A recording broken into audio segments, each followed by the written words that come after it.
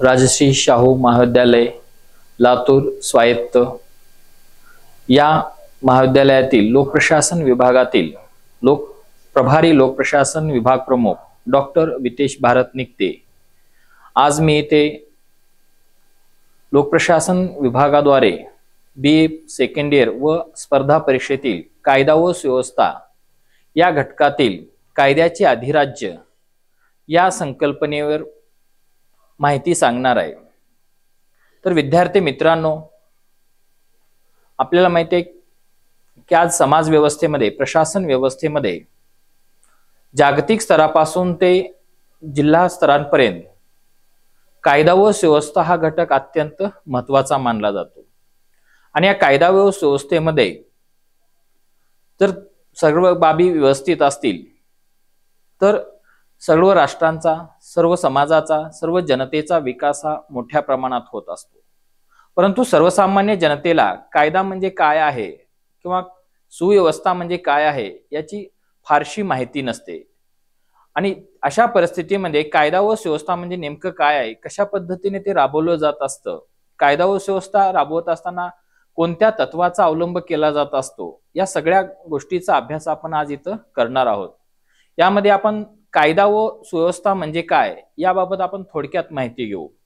तर कायदा आणि सुव्यवस्था हे दोन्ही शब्द वेगवेगळे आहेत। तर कायदा म्हणजे काय, तर कायदा म्हणजे रूढ झालेले असे नियम ज्यांना समाजाने मान्यता दिली आहे आणि ते समाजावर बंधनकारक असतात, त्याला आपण कायदा असे म्हणत असतो। तर सुव्यवस्था म्हणजे अशी परिस्थिती की ज्यामध्ये सर्व नागरिक कायद्याप्रमाणे वागतील व समाजद्रोही घटनास बळी पडणार नाहीत। या दोन्ही संकल्पना स्पष्ट करत असताना कायदा म्हणजे असे रूढ, अशा नियम जे समाजानं अगोदर स्वीकारणं आवश्यक आहे। कारण जोपर्यंत एखाद्या गोष्टीला, एखाद्या नियमाला, एखाद्या रूढीला समाज स्वीकारत नाही, समाज त्याला मान्यता देत नाही, तोपर्यंत त्या समाजातील जनतेद्वारे त्याचं पालन करणं शक्य होत नाही। आणि त्यामुळं कायद्याची व्याख्या करत असताना त्यामध्ये प्रामुख्याने कायदा म्हणजे असं म्हणलं जातं की समाजाने मान्यता दिलेली, शासनाने मान्यता दिलेली व समाजावर बंधनकारक असलेले नियम म्हणजेच कायदा। आणि सुव्यवस्था म्हणजे ज्या ठिकाणी सर्वसामान्य नागरिक आपल्या मूलभूत हक्काचं पालन करू शकतात, सर्व नागरिक कायद्याप्रमाणे वागतील आणि समाजद्रोही घटनास बळी पडणार नाहीत, अशी व्यवस्था किंवा अशी परिस्थिती म्हणजे कायदा व सुव्यवस्था म्हणली जाते। आणि या कायदा व सुव्यवस्था ठेवत असताना काही कायदा व सुव्यवस्थेची तत्व किंवा नियम आपल्याला पाळावे लागत असतात। म्हणजे कायदा व सुव्यवस्थेची अंमलबजावणी करत असताना किंवा कायदा व सुव्यवस्था जनतेपर्यंत पोहोचवत असताना समाज व्यवस्थेमधल्या काही घटकांना, प्रशासकीय अधिकाऱ्यांना, पदाधिकाऱ्यांना कायदा व सुव्यवस्था कशा रीतीने ठेवायचा असतो आणि कायदा व सुव्यवस्था कायमस्वरूपी कसा टिकवून ठेवायचा असतो, यासाठी कायदा व सुव्यवस्थेचे काही नियम, काही तत्व स्पष्ट करण्यात आलेले आहेत। आणि त्या तत्वांमध्ये 6 तत्वांचा समावेश करण्यात आलेला आहे। त्यामध्ये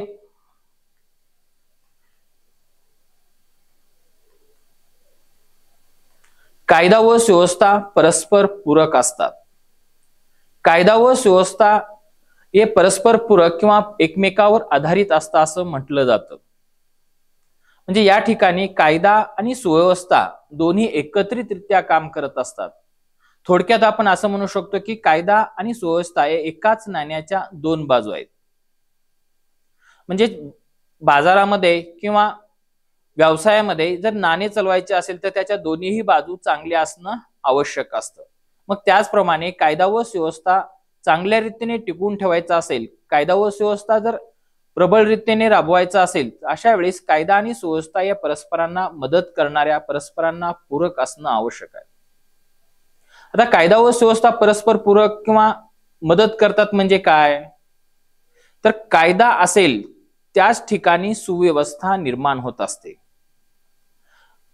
कायद्याचं पालन करून, म्हणजे कायद्यातील विविध नियमाचं पालन करून आपण सुव्यवस्था निर्माण करत असतो। आणि सुव्यवस्था असेल तरच कायद्याचं पालन केलं जात असतं। त्याचं एक उदाहरण पाहू आपण रस्त्याने जातोय, आपल्याला माहिती आहे आपण एक चांगले सृजनशील आणि चांगले नागरिक आहोत, आणि प्रत्येक नियमाचं, प्रत्येक कायद्याचं आपण पालन करत आहोत. आणि असं म्हणलं जातं की चालत असताना किंवा गाडी चालवत असताना नेहमी आपल्या डाव्या बाजूने चालावे. परंतु हे कधी शक्य आहे? ज्यावेळेस सुव्यवस्था असेल त्यावेळेस. तिथेच अचानक एखादा अपघात झाला असेल, गोंधळ निर्माण झाला असेल, दंगल निर्माण झाली असेल, तर अशा स्थितीमध्ये आपण आपले तत्व, आपले नियम हे बाजूला सारून आपल्याला मार्ग मिळेल त्या मार्गाने आपण धावत जात असतो. कारण आपल्या त्या ठिकाणी सुव्यवस्था हे जाणवत नसते. त्या ठिकाणी आपल्याला प्राणाचा, आपल्या जीविताचा धोका आपल्याला जाणवत असतो. मग अशा परिस्थितीमध्ये आपल्या जीविताचं संरक्षण करण्यासाठी आपण कायद्याचं पालन करायला तयार होत नाही. म्हणजे सुव्यवस्था असेल तरच कायद्याचं पालन केलं जात असतं, हे आपल्याला दिसून येतं. त्याचबरोबर सुव्यवस्था निर्माण करायची असेल तर कायदा असणं आवश्यक आहे. म्हणजे सुव्यवस्था आपण पाहतो की कुटुंबापासून ते राष्ट्रीय स्तरापर्यंत प्रत्येक ठिकाणी चांगली व्यवस्था, सुव्यवस्था निर्माण करायची असेल तर विविध नियम, काही औपचारिक नियम, काही अनौपचारिक नियम, काही कायदे हे राबवले जात असतात. आणि कायद्याच्या अंमलबजावणीतूनच एक चांगली व्यवस्था निर्माण होत असल्याचं आपल्याला दिसून येतं. आणि त्यामुळं कायदा आणि सुव्यवस्था हे परस्पर पूरक असल्याचं आपल्याला दिसून येतं. त्यानंतर दुसरं तत्व आहे ते म्हणजे कायदा व सुव्यवस्था यामधलं कायद्याच्या अधिराज्यास मान्यता असावी किंवा कायद्याचे अधिराज्य. कायदा व सुव्यवस्थेमधले एक सगळ्यात महत्वाची बाब किंवा महत्वाचं तत्व म्हणून कायद्याच्या अधिराज्यास मान्यता असणं हे मानलं जातं. आता कायद्याचे अधिराज्य म्हणजे काय, हा प्रश्न आपल्या समोर पडत असतो. तर कायद्याचं अधिराज्य म्हणजे ज्या ठिकाणी कायदा हा सर्वश्रेष्ठ मानला जातो, कायदा हा सर्वांना समान असतो आणि अशा व्यवस्थेमध्येच कायद्याचं पालन केलं जाऊ शकतं, कायदा व सुव्यवस्था ठेवली जाऊ शकत असते. आणि यामध्ये कायद्याचे अधिराज्य, ज्याला आपण रूल ऑफ लॉ असं देखील म्हणतो. मग ही रूल ऑफ लॉ काय आहे, ही संकल्पना प्रथमतः कोणी मांडलेली आहे, कोणत्या राष्ट्राने कायद्याचे अधिराज्य किंवा रूल ऑफ लॉचा स्वीकार केलेला आहे, असे अनेक प्रश्न आपल्या समोर पडत असतात. मग या प्रश्नाचं उत्तर आहे कायद्याचे अधिराज्य म्हणजे ज्या ठिकाणी सर्व लोकांना समान रीतीने वागवलं जातं, समान कायदे लागू केले जातात, समान न्याय प्रदान केला जातो, त्याला आपण कायद्याचे अधिराज्य असं म्हणत असतो. कायद्याचे अधिराज्य ही संकल्पना सर्वात प्रथम प्राध्यापक डायसी या व्यक्तीने मांडलेली आहे. प्राध्यापक डायसी हे मूळचे फ्रेंच विचारवंत किंवा प्राध्यापक म्हणून ओळखले जातात. आणि या प्राध्यापक डायसी यांनी सर्वात प्रथमतः इंग्लंड या राष्ट्रामध्ये किंवा इंग्लंड या राज्यामध्ये कायद्याचे अधिराज्य, रूल ऑफ लॉ ही संकल्पना त्यांनी प्रथमतः इंग्लंड या राष्ट्रामध्ये मांडलेली आहे. आणि त्यानंतर जगातल्या जवळपास सर्वच राष्ट्रांनी या कायद्याच्या अधिराज्याचा स्वीकार केलाय किंवा रूल ऑफ लॉचा स्वीकार केलेला आहे. आता कायद्याचे अधिराज्य निर्माण करण्यासाठी प्राध्यापक डायसी यांनी 3 तत्व किंवा 3 वैशिष्ट्ये सांगितलेले आहेत. ज्याच्यामध्ये पहिलं वैशिष्ट्य आहे ते म्हणजे कायदा हा सर्वश्रेष्ठ असतो. म्हणजे कोणत्याही राष्ट्रामध्ये, कोणत्याही देशामध्ये कायद्याचं पालन प्रत्येक व्यक्तीकडून केलं जात असतं. कायद्यापेक्षा कोणीही श्रेष्ठ नसतो. मग त्यामध्ये श्रीमंत, गरीब, धर्म, जात, लिंग असा कोणताही भेदभाव केला जात नाही.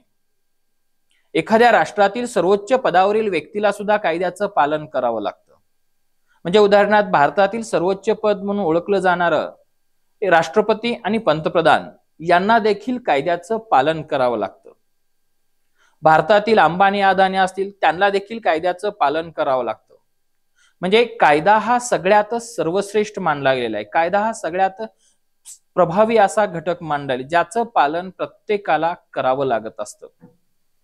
त्यानंतर दुसरं वैशिष्ट्य त्यांनी सांगितलेलं आहे ते म्हणजे कायद्यापुढे सर्वांना समानता किंवा कायद्यापुढे सर्व समान असावी. म्हणजे कायद्याची अंमलबजावणी करताना सर्व लोक, सर्व जनता ही समान मानली जात असते. म्हणजे कायद्याची अंमलबजावणी करत असताना त्यामध्ये कोणताही भेदाभेद केला जात नाही. सर्व लोक एकसारखेच मानले जातात. त्यामध्ये जात, धर्म, लिंग, वंश, वर्ग, श्रीमंत, गरीब, श्रेष्ठ, कनिष्ठ असा कुठलाही भेदभाव केला जात नाही. म्हणजे प्रत्येकासाठी कायदा हा सारखाच मानला गेलेला आहे आणि त्यामुळं कायद्यापुढे सर्व समानता किंवा कायद्यापुढे सर्वांना समानता असेल तरच त्या राज्यामध्ये कायद्याचं अधिराज्य असतं असं म्हटलं गेलेलं आहे. आता एखाद्या व्यक्तीवर जर अन्याय होत असेल, ज्याला वाटत असेल की आपल्यासाठी कायदा वेगळा आहे आणि इतरांसाठी कायदा वेगळा आहे, तर अशा स्थितीमध्ये आपण न्यायालयाच्या माध्यमातून कायद्यापुढे सर्व समानता या तत्वाचा अवलंब करू शकतो. न्यायालयीन संरक्षणाच्या माध्यमातून मूलभूत हक्काचं संरक्षण केलं जात असतं आणि आपल्यावर होणारा अन्याय थांबवण्याचं काम केलं जात असतं. आणि त्यामुळं कायद्यापुढे सर्व समानता किंवा सारखेपणा आज जगातल्या प्रत्येक राष्ट्रामध्ये स्वीकारल्याचं आपल्याला दिसून येतं. त्यानंतर प्राध्यापक डायसी यांनी सांगितलेलं कायद्याच्या अधिराज्याचं तिसरं वैशिष्ट्य म्हणजे सर्वांसाठी एकच न्याय किंवा एकच कायदा. म्हणजे सर्वांसाठी एकच न्याय असणं आवश्यक आहे. म्हणजे कायद्याची अंमलबजावणी करत असताना त्यामध्ये भेद करणं, त्यामध्ये विभिन्नता दाखवणं हे तर चुकीचंच आहे. परंतु केलेल्या कायद्याची अंमलबजावणी करत असताना त्यामधून झालेला अन्याय दूर करण्यासाठी सुद्धा एकच न्याय प्रणाली भारतामध्ये किंवा जगातल्या अनेक राज्यामध्ये ज्या ठिकाणी कायद्याचं अधिराज्य स्वीकारलेलं आहे अशा प्रत्येक राज्यामध्ये सर्वांसाठी एकच न्याय असल्याचं दिसून येतं. आता कायद्याच्या अधिराज्यापुढे सर्व नागरिक समान आहेत, सर्वांना सारखी वागणूक दिली जाते. परंतु एखाद्या व्यक्तीकडून जर एखादा गुन्हा घडला असेल तर अशा व्यक्तीला देशातील कोणत्याही भागामध्ये गेल्यानंतर सारखीच शिक्षा होणं आवश्यक आहे. म्हणजे असा भेद आपल्याला दिसून येत नाही की महाराष्ट्रामध्ये एखादा गुन्हा करणाऱ्याला वेगळी शिक्षा आहे, उत्तर प्रदेशमध्ये गुन्हा करणाऱ्याला वेगळी शिक्षा आहे. म्हणजे सारखा गुन्हा असेल तर सारखीच शिक्षा देण्यात येत असते आणि त्यामुळं सर्वांसाठी एकच न्याय असल्याचं आपल्याला दिसून येतं. आणि सर्वांसाठी एकच न्याय असल्यामुळं सर्वसामान्य जनतेचा न्याय व्यवस्थेवर, शासन व्यवस्थेवर विश्वास निर्माण होत असल्याचं आपल्याला दिसून येतं. आणि त्यामुळं प्राध्यापक डायसी यांनी सांगितलेलं तिसरं तत्व किंवा तिसरं वैशिष्ट्य म्हणजे कायदा हा सर्वांना एकच न्याय प्रदान करतो, हे तिसरं तत्व अत्यंत महत्वाचं मानलं गेलेलं आहे. अशा प्रकारे कायदा व सुव्यवस्थेमधले जे विविध तत्व आहेत त्यामधलं एक प्रमुख तत्व म्हणजे कायद्याचे अधिराज्य. आणि या कायद्याच्या अधिराज्यातून संपूर्ण समाज व्यवस्थेमध्ये कायदा व सुव्यवस्था निर्माण केली जाऊ शकते. कारण सर्वांना सारखाच कायदा, सर्वांना एकच नियम आणि कायदा हा सर्वश्रेष्ठ असल्यामुळं सर्वसामान्य लोकांमध्ये कायद्याविषयी आपुलकी निर्माण होते, कायद्याविषयी एक जाण निर्माण होते आणि त्याद्वारे कायद्याचं पालन केलं जात असतं. हा झाली कायद्याचे अधिराज्य संकल्पना जी प्राध्यापक डायसी मांडलेली आहे. धन्यवाद.